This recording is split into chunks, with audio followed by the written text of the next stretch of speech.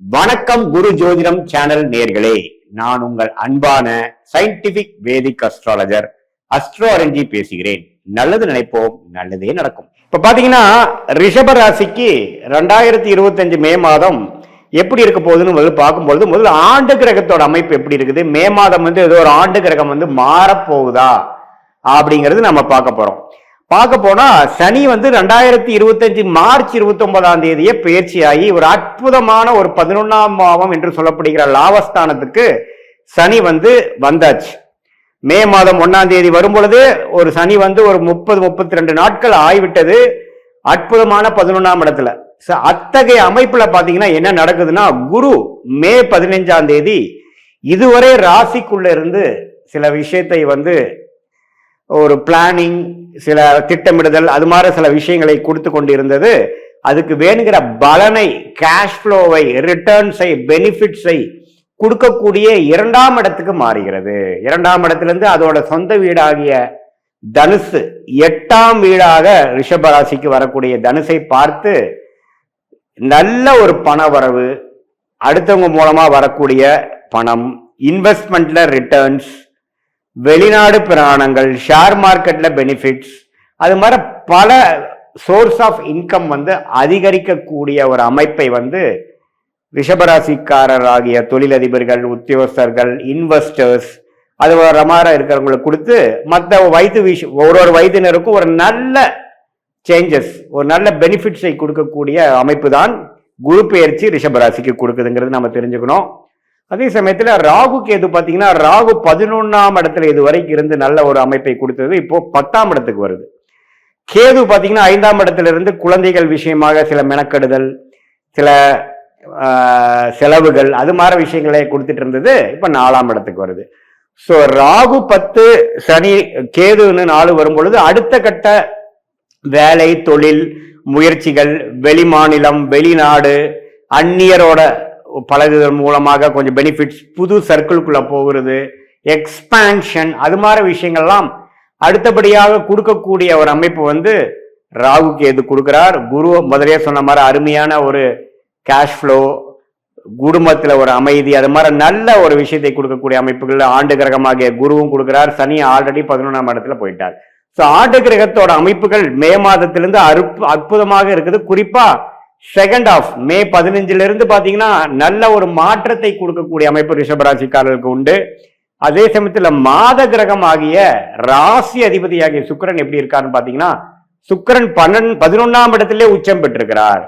So 11ஆம் இடத்திலே சுக்கிரன் உச்சம் பெற்றிருக்கும் பொழுது சனி ராகுவால் பாதிக்கப்பட்டு ஏப்ரல் மாதம் இருந்த ராசி அதிபதி அப்படியே சனி ராகுட்டு விலகி விலகி விலகி ஓரளவுக்கு பிரச்சனைகள் இல்லாத ஒரு அமைப்பு ஒரு மே 15ஆம் தேதியிலிருந்து ராசி அதிபதி சுக்கிரன் உச்சம் பெற்றனால அருமையான அமைப்பு கொடுக்குது. ஸோ சனி பயிற்சியோட முழு பலன், சனி 11ஆம் இடத்துக்கு வந்துட்டார் அப்படிங்கிற முழு பலனை மே 15லிருந்து நீங்க உணரக்கூடிய ஒரு காலகட்டமாக ரிஷபராசிக்காரர்களுக்கு உண்டு. அதே சமயத்துல புதன் பாத்தீங்கன்னா 11ஆம் இடத்துல இருக்கக்கூடிய மீனத்துல இருந்து மே 7ஆம் தேதியே 12ஆம் இடத்துக்கு வரார். மே 23ஆம் தேதி ராசிக்குள்ளேயே வருகிறார். இதெல்லாம் ஒரு அற்புதமான ஒரு பயிற்சியாக தெரிகிறது. ஏன்னா சுக்கிரனோ வீட்டுல புதன் அந்த ராசிக்குள்ளேயே புதன் வரும்பொழுது புத்தி கூர்மை, மாணவர்கள் பாத்தீங்கன்னா அவங்களுக்கு எழுதக்கூடிய எக்ஸாம்ஸ், காம்படிட்டிவ் எக்ஸாம்ஸ் எல்லாத்துலயுமே ஓரளவுக்கு நல்ல லாஸ்ட் மினிட்ல நல்லாவே பெர்ஃபார்ம் பண்ணக்கூடிய அமைப்புகள், எல்லா வயதினருக்கும் ஒரு நல்ல ஒரு புத்தி ஐடியாஸோட, ஒரு புத்தி கூர்மையோட, கான்சியஸ்னோட ஒரு நல்ல ஒரு விஷயங்களா செயல்படுத்தக்கூடிய அமைப்பு தான் இந்த புதன் ராசிக்குள்ள வர்றது. சூரியனும் பாத்தீங்கன்னா மே 15க்கு அப்புறம் ரிஷபத்துல ராசிக்குள்ளேயே வர்றது எல்லாமே ஒரு நல்ல அமைப்பை கொடுக்கக்கூடிய அமைப்பு. விரயங்கள் குறைந்து, செலவுகள் குறைந்து, அடுத்த கட்ட நடவடிக்கைக்காக பெனிஃபிட்ஸ் அணிவிக்கக்கூடிய, அறுவடை செய்யக்கூடிய போன்ற 1 வருஷமாக 2 வருஷமாக சனி 10ஆம் இடத்துல தொழில் ஸ்தானத்திலிருந்து கடும் உழைப்பை கொடுத்த ரிஷபராசிக்காரர்களாகிய உங்களுக்கு அதோட பெனிஃபிட்ஸ், அதோட பலன்களை அணிவிக்கக்கூடிய ஒரு காலகட்டத்தின் ஆரம்ப பகுதியாக நாம இதை எடுத்துக்கலாம். சோ சூரியன், புதன், சுக்கிரன் எல்லாமே நல்லா இருக்கும் பட்சத்துல செவ்வாய் பாத்தீங்கன்னா 3ஆம் இடத்துல கடகத்துல நீச்சமாவே இருக்கிறார். அவர் 7க்கும் 12 கூடையவன் 3ல நீச்சமா இருக்கிறது அவ்வளவு ஒன்றும் தவறு இல்லை. சோ அது ஒன்றும் பிரச்சனை இல்லை. ஸோ இப்படி இருக்கக்கூடிய ஒரு அமைப்புனால ரிஷபராசிக்காரருக்கு ஒரு பொற்காலம், குறிப்பாக செகண்ட் ஹாஃப் ஆஃப் மேலேருந்து எல்லாமே அவங்க போட்ட திட்டங்கள்லாம் கொஞ்சம் நல்லா அமைந்து, சிலதெல்லாம் அவங்க நினைக்காத சில விஷயங்களும் ஒரு பிளசன்ட் சர்ப்ரைஸாக எல்லாமே ஃபால் இன் பிளேஸ் அப்படிங்கிற மாதிரி அமையக்கூடிய அமைப்பு இருக்கு. ஒரு இடம் வாங்குறது, ஒரு வீடு வாங்குறது, வீடு கட்டுறது, புது வண்டி, பழைய வண்டியை கொடுத்து புது வண்டியை வாங்குறது. அதே சமயத்துல மாணவர்களுக்கு ஒரு அவங்களுடைய படிப்பு விஷயத்துக்காக ஒரு நல்ல ஒரு அமைப்பு, ஹையர் ஸ்டடீஸ்க்கு அவங்க எதிர்பார்க்கிற காலேஜ் கிடைக்கக்கூடிய அமைப்பு, அதுல வந்து செலக்ஷன் ஆகக்கூடிய அமைப்பு, காம்படிட்டிவ் எக்ஸாம்ஸ்ல கிளியர் பண்ணக்கூடிய அமைப்பு.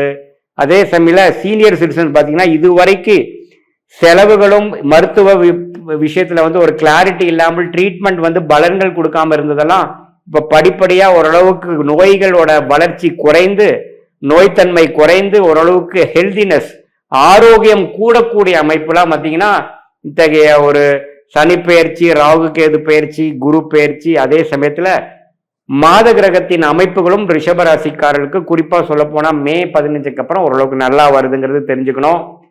இது வந்து ஒரு பொதுவான ஒரு பலன்களை தவிர உங்களுடைய ஜென்ம ஜாதகத்துல எப்படி வந்து உங்களுடைய லக்னாதிபதி எப்படி இருக்கிறார், நீங்க எந்த லக்னத்துல பிறந்தீங்க, தசா புக்திகள் வந்து எப்படி போய்கொண்டிருக்கிறது, அந்த தசநாதனோட அமைப்பு எப்படி, ஸ்தான பலம் எப்படி, திக்பலம் எப்படி, திருக்பலம் எப்படி, ஒளி பொருந்திய கிரகத்தின் தசைகள் போகுதா அல்லது ஒளி இல்லாத கிரகத்தின் தசை போகுதா, அந்த தசநாதனும் புக்திநாதனும் இப்ப கோச்சாரத்துல நாம பேசின அந்த ஆண்டு கிரகம் மாத கிரகத்துல எத்தகைய அமைப்பு போகுதுங்கிறது ரெண்டையும் சேர்த்தி பார்க்கும் பொழுது transit astrology and natal astrology, அதாவது கோச்சார அமைப்பும் ஜென்ம ஜாதகத்தில் வரக்கூடிய தசா புக்திகள் அமைப்பும் சேர்த்து பார்க்கும் பொழுது உண்மையே துல்லியமான பலன்கள், அதாவது அடுத்த 6 மாதங்கள் எப்படி இருக்க போகிறது, அடுத்த ஒரு 1.5-2 வருடங்கள் எப்படி இருக்க போகுது, லாங் டேர்மா எப்படி இருக்க போகுதுங்கிறதெல்லாம் நம்ம துல்லியமாக இந்திய வேத ஜோதிடம் இல்ல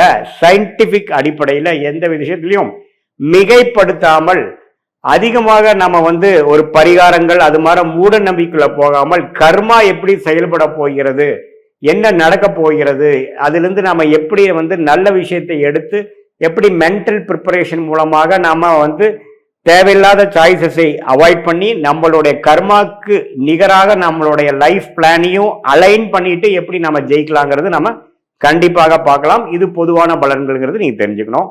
மீண்டும் மற்றொரு காணொலியில் சந்திப்போம். நன்றி, வணக்கம்.